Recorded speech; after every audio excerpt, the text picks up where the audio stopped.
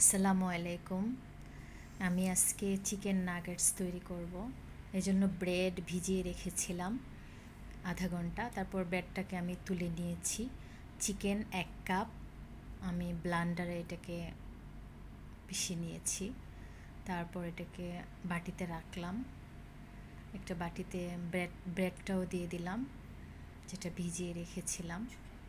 আদা বাটা, রসুন বাটা, মরিচের গুঁড়া, ধনিয়ার গুঁড়া, গরম মশলার গুঁড়া, গোলমরিচের গুঁড়া সব কিছু পরিমাণ মতো দিলাম। তারপর লবণ দিয়ে দিলাম পরিমাণ মতো, টমেটো সস, তারপর লেবুর রস চিপে দিলাম। সয়া সস যেহেতু নাই, এই জন্য লেবুর রস দিয়ে দিলাম। দিয়ে সব কিছু আমি মিক্সড করছি। এখানে দেখা যাচ্ছে মাংসের কিমাটা একটু নরম হয়ে গেছে, এই জন্য আমি কর্ন পাউডার দিচ্ছি। 2 চামচ কর্ন পাউডার দিচ্ছি, আবার কিছুটা বেসনও দিলাম। দিয়ে ভালো করে মিক্সড করছি, ভালো করে মাখিয়ে নিচ্ছি। মাখিয়ে তারপর একটা ট্রেতে আমি একটু ঘি হাত দিয়ে চেপে একটা শেপ তৈরি করে নিব।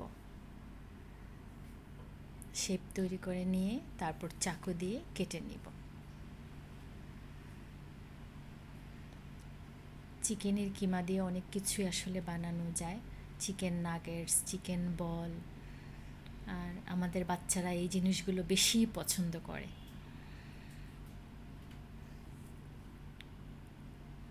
হাত দিয়ে শেপ করে নিচ্ছি। রান্নাবান্না করাটা আসলে আমার শখ।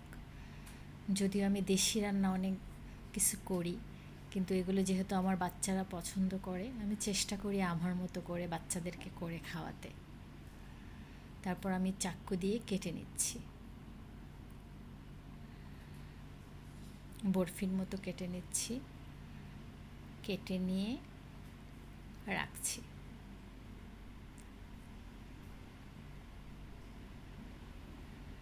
বাচ্চাদের স্কুলের টিফিনেও এটা দেওয়া যায়। অনেক সময় ব্রেডের মধ্যে ভিতরে ঢুকিয়ে বার্গারের মতো বানিয়েও দেওয়া যায়।